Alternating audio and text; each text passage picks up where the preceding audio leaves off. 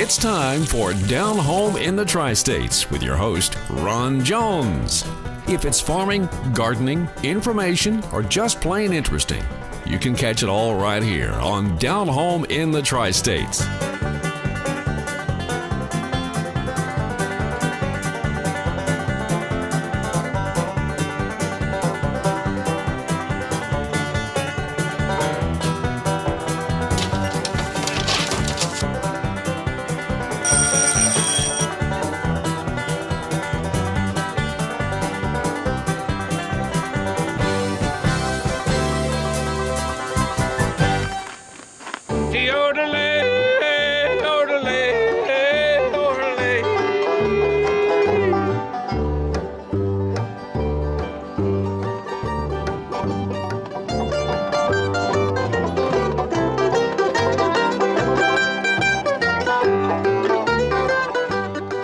We're hoping her bird will go up to the top of the tree and flush this squirrel. There's not enough vines in the tree for us to pull to flush it, so it's going to take patience to get her bird up there.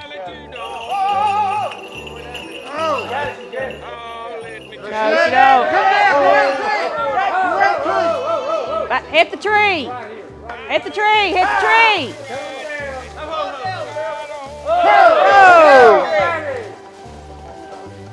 Right here! Right here! Here! Oh! Well, if you want her to get used to people, this will do it. Yeah. Yeah.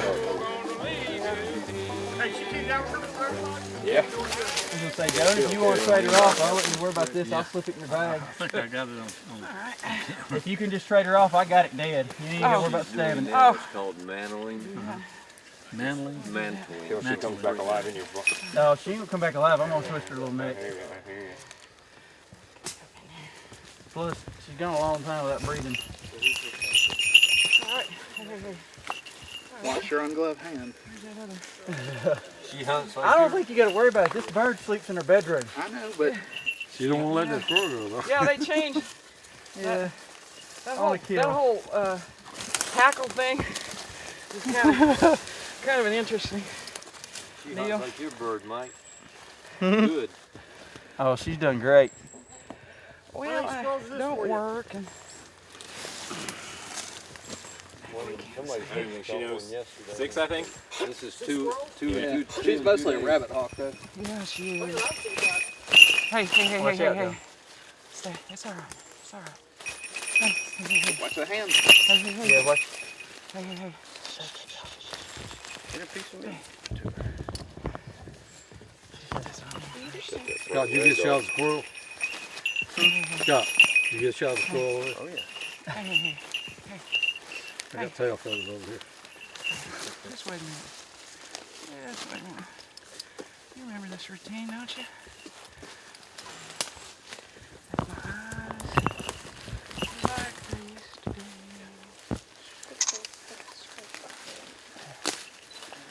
You feeling good over there, Mike? Hey, I got a good grip on it.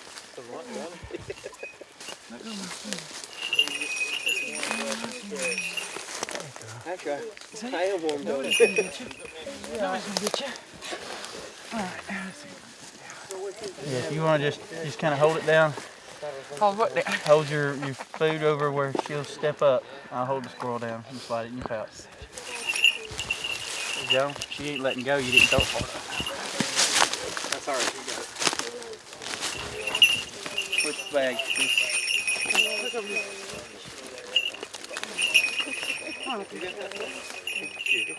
He's smiling. That's what it's all about, folks. Tell you what. I'll give it back to you in a minute. I don't know which pouch. It was really close.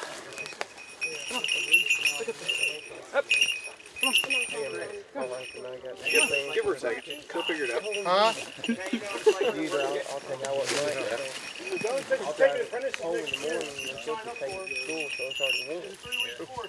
I'd love that. I want to travel state to state. Come on. Up. Come on up there. He's doing really well. That master what he's doing. Come on up there. He's doing really well with the bird. Great. Just kind of flick her up on your fist, right? Come on up there.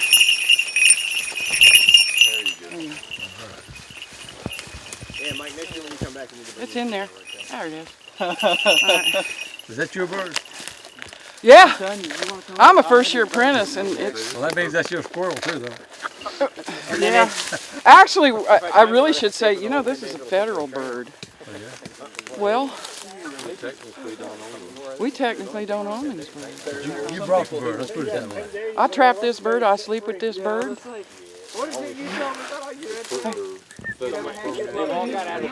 Woo, woo. Okay, able to possess. Yeah, that's the truth. Yeah, I am. Yeah, we don't. We sure don't. And I kind of like to pass that around because they're a protected species. Hey, like I said, they'll all get out of the Well, you work hard with it. Well, there was a legal precedent established last year. Birds are private property. Just like Really? That hasn't been challenged in court. When you really get down to it, there's a higher up that owns the bird. Well, that's right. That's right. And it's you can see it kind of around right here. You know. Yeah. And this is why I like a lot of men around. I got arthritic knees, and I would like to be the role model for women. Well, it's not 57-year-old women. Not just a man's sport. It's not, and I'm one of 6 in this state. Are you really? Yeah, What's your name? Joan Weimer. You can call me Big Joan. They do that back in Colorado. I can't get them to call me that down here. Where are you from? In Huntsville. Stay tuned. We have more to come on Down Home in the Tri-States.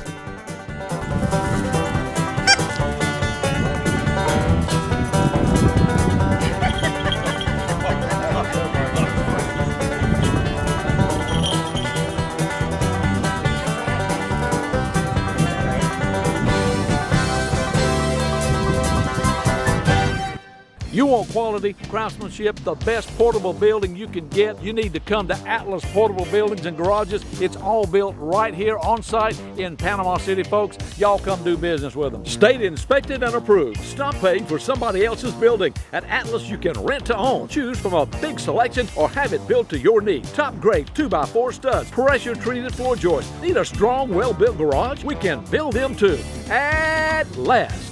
Atlas Portable Buildings and Garages you can trust. It's the best product you're going to find when it comes to portable buildings and garages. Come see Dwayne Phillips. Atlas Portable Buildings and Garages on Highway 231 across from Gulf Asphalt. Have you got water problems? Pump won't pump? Do you need answers and solutions, but you don't want the runaround and you want someone honest? Well, have no fear, folks. Do what I did. Call the man, Water Dan. Dan Dubose will take care of your problem. Hello, folks. This is Water Dan. I work on submersible pumps, jet pumps, do repairs and upgrades, anything to do with an existing water well. I would appreciate it if you call. Call the man, Water Dan. He'll take care of your water problems. 850-535-9308. 535-9308. Folks, you know why people from Washington, Jackson, Holmes, Bay County, you know why they call Water Dan? Because Dan Dubose knows what he's doing. Y'all give him a call. This is a juvenile male Harris hawk. He's captive bred. He was actually bred by a falconer over in Georgia, but in the wild they'd be native to Texas, Arizona, New Mexico, California, and then all through Mexico and Central America. So why a Harris hawk and not more native to Alabama, Georgia, Florida bird? Well, the Harris hawks are unique in that they're one of the more social raptors, and that makes them very well suited to falconry. In the wild, they'll actually hunt in a family group, and in falconry, that helps them tame down very quickly. And it also means that they tend to want to be around you a little bit more than something like a red tail, which is just coming back for a food reward. Okay, tell me about what is this hawk good for hunting? Well, the male Harris hawk is probably one of the most versatile falconry birds. Around here, the squirrels are our primary game. You can see his feet are a lot smaller than a red tail. He's quick, so he tends not to get bitten. But he's really not the ideal hawk for squirrels. You'd want something a little bit bigger. Where he excels, although he's quite capable of catching squirrels, catching rabbits, catching small birds, really anything that moves he'll chase. And The captive bred birds tend not to know their limitations and will go after whatever they think they might have a chance at catching. There are people who fly them commonly on ducks, on quail, crows, really any sort of game bird. Out west they're flown on pheasants and chucker partridge. Really just an all-around great little game hawk. The bells are basically just so we can keep track of them when they're flying. Where we squirrel hunt is, can be pretty heavy woods, and their natural coloration helps them blend in. Without bells on them, it's easy to lose track of them, especially when he's made a kill and brings it to the ground. He'll oftentimes hide up under a bush or inside a hollow log or something because he doesn't want to trade off, and so the bells just kind of help us locate them. Okay, this bird, like you see him, is how big he was within 30 days. Yes, sir. But he won't never get no bigger. He's as big as he's ever gonna get. I started with falconry when I was 12 years old, when I just happened to get a hawk when a tree in our pasture got struck by lightning in a bad storm, and all the hawks, or all the chicks in the nest, were killed except one, and I found one on the ground and it had a broken leg. So I kind of got interested in falconry, reading up on it and everything like that, and that was back in the 70s. And falconry wasn't even recognized by the state of Alabama. So I was one of the very first people in the state of Alabama to get an apprentice falconry license. And Joe, what was the first hawk that you ever got? First bird I ever had, and we had no regulations specific to the federal at that time, was a kestrel, a Falconers Association, better known as a sparrowhawk. Now, I know that as an apprentice falconer, there's only a couple of species of hawks that you're allowed to have. Can you explain that? Currently, and those regulations are going to be changing in 2014, a current apprentice that is sponsored can only have a juvenile red tail or juvenile red shoulder. And in 2014, that will be changing to a variety of different class types of birds. Now, when I was first getting into the sport, you could have either a kestrel or a red-tailed hawk. Correct. But they've changed that now. Now you can't have a sparrowhawk anymore. Apprentices cannot, no. Really? They cannot. General and master can.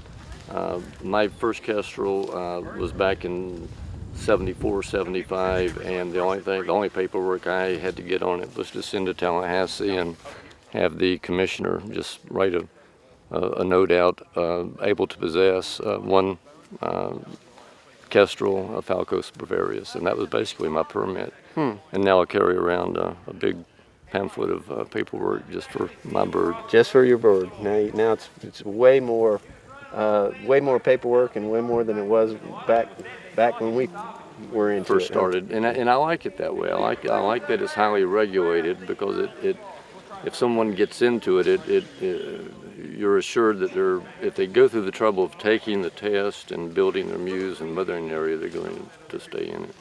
But red tail, red shoulder right now are the two birds that are allowed. Well, it's very refreshing, and it's very good to see the sport is alive and good. Like I said, when back in the 70s and early 80s, there was a handful of people in the southeast total, and now we've got at least 25 people here. Correct. With half a dozen birds or more. And it seems like the sport is alive and well in the state of Alabama and the state of Florida. Is there a number where they can contact the Falconers Association here in Alabama or in Florida? Or is there a website? There is a website for Florida. I'm not familiar enough with Alabama to give you numbers. As far as Florida, you can type in or Google Florida Hawking Fraternity or Florida Falconers Association. We have two clubs, and they're both listed through Google. I think there's the Alabama Hawking Association. If you put in Alabama Falconry or Alabama Hawking Fraternity or Association, it'll come up as well.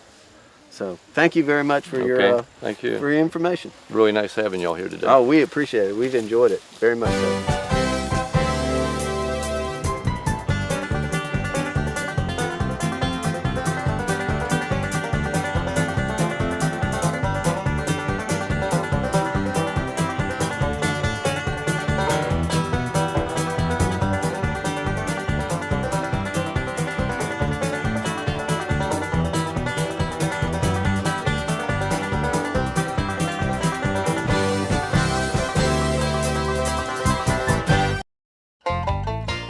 Wow, this snow sure is gritty and salty. No, silly, this is sand, not snow. So that's why it's so hot. Yeah, but thank goodness our daddy owns A+ air conditioning. He keeps our home as cold as Alaska. Cool. Hey, I'll race you home. For the most professional, most reliable, and most preferred air conditioning service in the area, call A+ Air Conditioning, 850-230-3009. Okay, bet you I can win. Folks, ain't no better way to wake up to breakfast in the morning than there is to Register's Meat Products. They got your regular smoked sausage, and they got your hot smoked sausage. I like that one. And they got your center cut cured bacon. Man, that's my favorite. I love this stuff. And they got your smoked pork chops.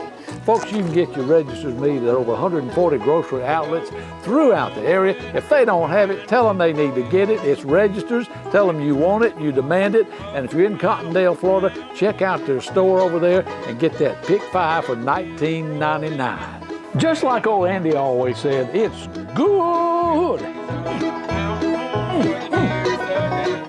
Main Street Market in Chipley is this area's headquarters for top quality livestock and pet feed. Paul Davidson and Main Street Market carries only the best and most freshest feed you'll find anywhere in the Tri-States area. Cattle feed, dog feed, horse feed, rabbit feed, goat feed, chicken feed. From top quality Seminole, the preferred feed for show animals, to FRM, Tucker, and more.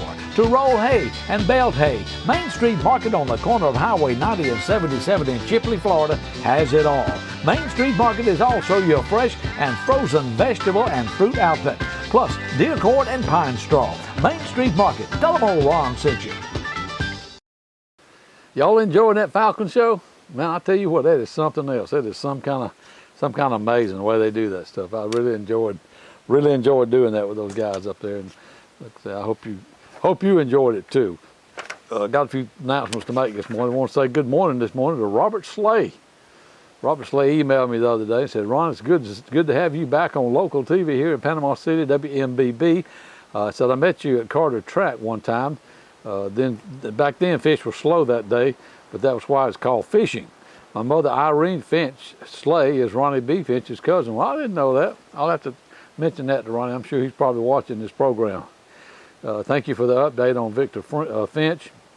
And I know I'm saying not only from me, but from all the family, thank you. Well, we are certainly glad to do that, Robert, and whatever we can do to get the message out about this benefit and helping Vic Finch, we're going to do it. So anyway, it says a big thank you. So I'm going to try to send you a picture. I think y'all can see it right there. Nice fish in Carter Track. I tell you what, folks, that's free, open to the public. All you got to have is a driver's license. They furnish the boat. And the number's on the screen there if you want to call them. You have to make an appointment now because they only let so many people in there. But anyway, that's at Carter Track. That's in Washington County, just off of Highway 77, close to Greenhead. He says, go ahead and enter me for the giveaways. Well, we've done that. So we're going to be having a drawing now, y'all. Get your names and your phone numbers or your addresses and all that stuff in. Don't miss out on some of these good things we're going to be drawing for us. Take care and God bless Robert Slay. Robert Slay, I certainly do appreciate that and thank you very much. I want to remind y'all now about the big auction coming up April the 20th. That's at Mason Auction Sales. That's on Highway 231 as you're going out of Campbellton toward Dothan. Before you get to the Alabama line there, it's on the left, and you can see all that farm equipment, all kind of boats and everything out there. So if y'all got something you want to bring up there, all you got to do is take it up there and get your number and everything. If you want to go bid, just go in there and get your number. It's open to the public, and y'all give them a call. The number's on the screen right there. I know you got stuff laying around the house you want to take up there and get in this auction. So, like I say, large or small, doesn't matter what it is, give them a call. Again, that number is 850-263-0473. Y'all participate in that, folks. I want to remind you now to give you an update on Vic Finch. He's got, I think, probably 2 more of these treatments left now. And the Boston Butts, this is going to be the last Sunday I'll be able to announce it because you're going to be able to pick them up on the 28th. That's going to be Thursday from 2 to 5:30 at Ronnie B. Goods. That's on the left going into Chipley on Highway 77 before you get to I-10. That's going north. If you don't want a Boston Butt, you can make a donation too by calling Kenny Ray Mitchell at 373-6177. Kenny Ray Mitchell, 373-6177. That's Community South Credit Union. or you can just go on by Ronnie B. Goods and you can pay them right there. Don't make your donation, whatever you want to do, folks.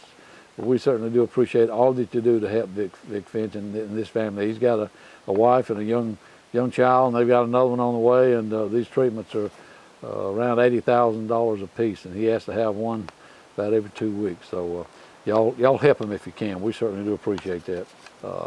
Talked to a gentleman several weeks ago. Talked to him on his 91st birthday, and Mr. Buster Bolles is his name. We're gonna have, hopefully we can get all of it on, but may just have part 1 on, and next week we'll have part 2 on. How many times have you heard the big ones are in shallow water, or there are more squirrels than you can shake a stick at way up the river? But the problem is you can't get there with your propeller-driven outboard. Meet Joe Riley, problem solver, and the Tohatsu Jet Drive outboard. With Tohatsu's Jet Drive, you can get where no man, or should I say, no outboard has ever been. With stick-steering powered Tohatsu Jet Drive and a Rhino boat, you can show your fishing and hunting buddies you mean business. See them at Joe's Motor Service, Hartford, Alabama, near Dothan. Folks, today we're talking to Buster Bolles. All right if I call you Buster, Mr. Bolles? Yeah, go ahead. Buster Bolles, and today, tell them how old you are today. I'm 91 years old today. Get out of here. Yeah, oh yeah. Sure enough. Oh yeah. Wow, yeah. boy, you've been through a lot, haven't you? Yes, I have. Seen a lot. Seen a lot. Yeah, been through a lot, seen a lot. Mr. Bolles lives down here on the beach. How long you been down here about? Well, I've been down here 12 years, but I started out. Do you want me to talk and tell you? Yeah, you got it. I'll tell you. I'll throw in a question every now and then, but just tell me a little bit about being. Yeah, well, when I was 17, that's back in 1940 somewhere, I joined the Yankee Division. Now, the Yankee Division is a Massachusetts National Guard division, and at that time, most divisions made up of 3 regiments. This particular division, way back then, had 4 regiments. And the unique thing about that was, after they activated to the Yankee Division, which I was a member of at that time, they converted one of the regiments into the Amerikel Division. Amerikel. And the Amerikel Division fought in the Pacific. Okay. And the rest of the Yankee Division fought in Europe. Now, I wasn't a member of the Yankee Division when they fought in Europe, because I first was a 60mm mortar man. What war was this? This is World War II. World now War II, we're talking okay. about. All right, World War II. And we had a 60mm mortar, was a little thing like this, and we jump it in. That's what I was, a 60mm mortar gunner. And I promoted me to corporal as a gunner, and then I made section sergeant, buck sergeant. And then I decided, well, I think I want to go to officers candidate school. So I went to Fort Benning, Georgia, and I graduated from class 139 as a second lieutenant infantry. And then I went to various posts. Of course, I was also married to my lovely wife at that time. Now, about what year was that you graduated at Fort Benning? Graduated from Fort Benning was 1943. 43. Yeah. I wasn't even born then. Yeah. Go ahead. So anyway, then we went to various posts, training here and there, and then I was assigned to join the 30th Infantry Division. The 30th now. The 30th Infantry Division, unlike the Yankee Division, was a National Guard division for North Carolina. Oh yeah? That's where they came from. Oh, okay. The 30th. So I joined them, and that's the division I went to war in. And I landed with my platoon, rifle platoon, in Omaha Beach, Normandy. You know where that is in France? Never been there, but I've heard of it. D+4. That's 4 days after the actual landing. So it was 4 days later. And we fought in the hedgerows. Now the hedgerows in France are big berms built up, like they're, what it amounts to is huge piles of dirt, and then here and here and here, and then in between they'd plant their whatever their crop was. But when we hit it, then the Germans would be on this side, and we'd be on this side. Well, if you advanced across that open area, they'd shoot the hang out of you, right? Yeah. So what we had to do then was suppress the fire by firing mortars over or bringing tanks up and keeping their heads down so we can advance. So that's what we did. And so I was over there and for a couple of weeks, and then my battalion commander told me to take 12 men and go behind the German lines and bring back a prisoner. And you had to do what your commander told you, right? Oh, yeah, yeah. So, and at that time we were at the Veer Canal. Now the Veer, that's not the official name of that thing. I can't think of the official name. Anyway, it's, yeah, there's the official name, Veer-ET-TAUTE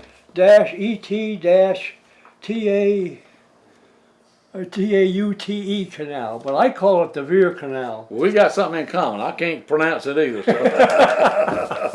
But anyway, we know, you know what you're talking about, yeah, though, right? Yeah. Okay. And we got to a bridge there when we were advancing, and the bridge had been blown, and we tried to attack. The first time we attacked, we failed to take the other side of the canal. But anyway, on this combat patrol, we did get behind the enemy lines, and we got into a firefight. And in the firefight, I got wounded, and we came back. We did capture some. We didn't capture any enemy. We captured some guns because when we advanced and fired, they left the machine gun and took off. Oh. And so we just brought that back. So anyway, with us, so we had that. So at that time, I wanted to get back to my men, but I was shot. But the thing was, I had both the tibia and the tibia. That means both bones. Well, if you have both bones, it's going to take you some time to heal them, right? So they're going to, so in other words, they're going to send you back to the States, and they're going to keep you in Europe trying to take care of you. So that's what they did. They shipped me back to the States, and at that time, I didn't want to go, but anyway, I did go. You didn't want to go back to the States? No, yeah, I wanted to go back with my men. That's what I wanted to do okay. at that time. But you had a duty, didn't you? Yeah, that's right. Yeah. That's right. But anyway, I was sent back, and I'll tell you what, hold that story. He could have been an engineer, a navigator, a teacher, or a veterinarian. But rather than wear any one of those hats, he chose to wear all of them. He's a Florida farmer.